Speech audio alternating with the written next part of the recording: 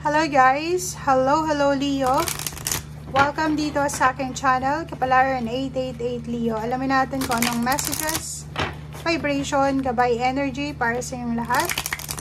At ay general reading, so pwede kang makaresonate, money, career, financial reading para sa lahat ng Leo sa buwan ng Mayo.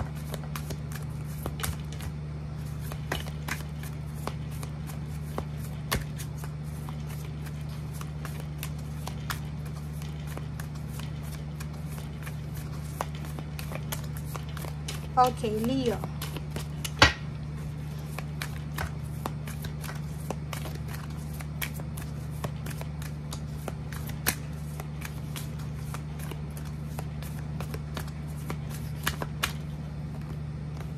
Okay.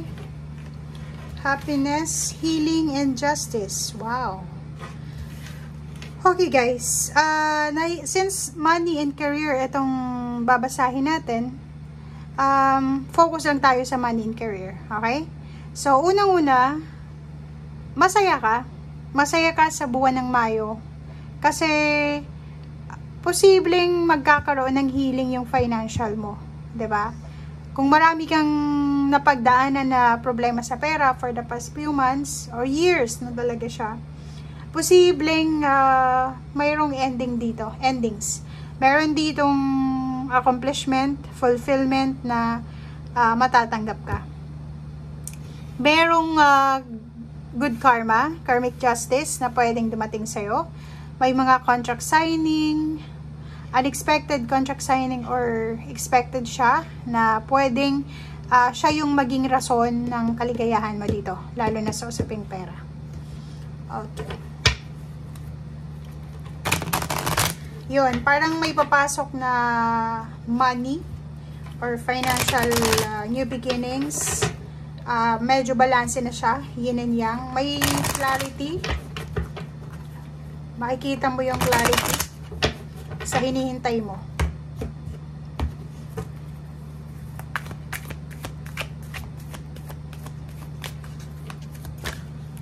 Oops. Okay.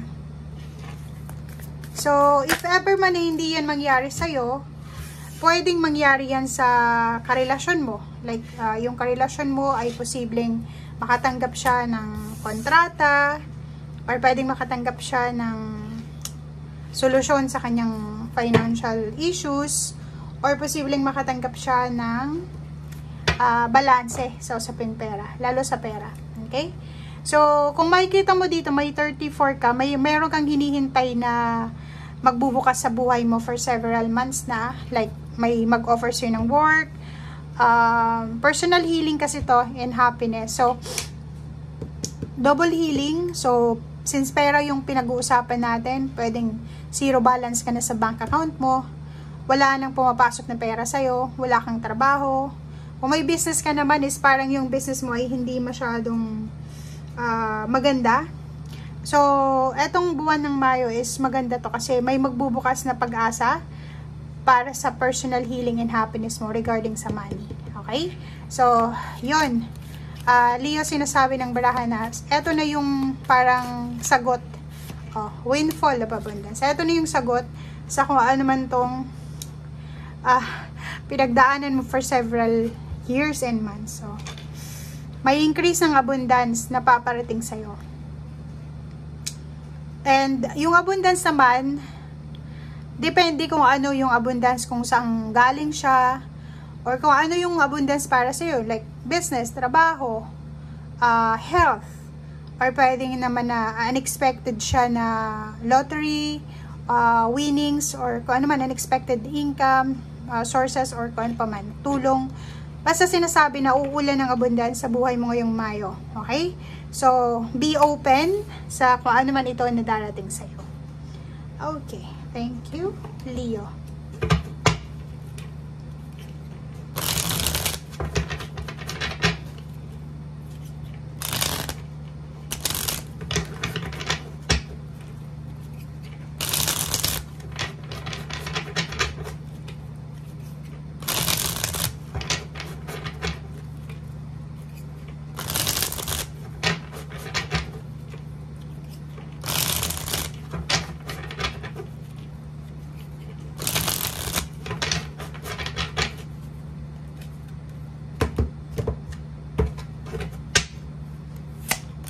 Okay, 4 of Wands. Wow. So, nakikita natin dito, Leo, na yung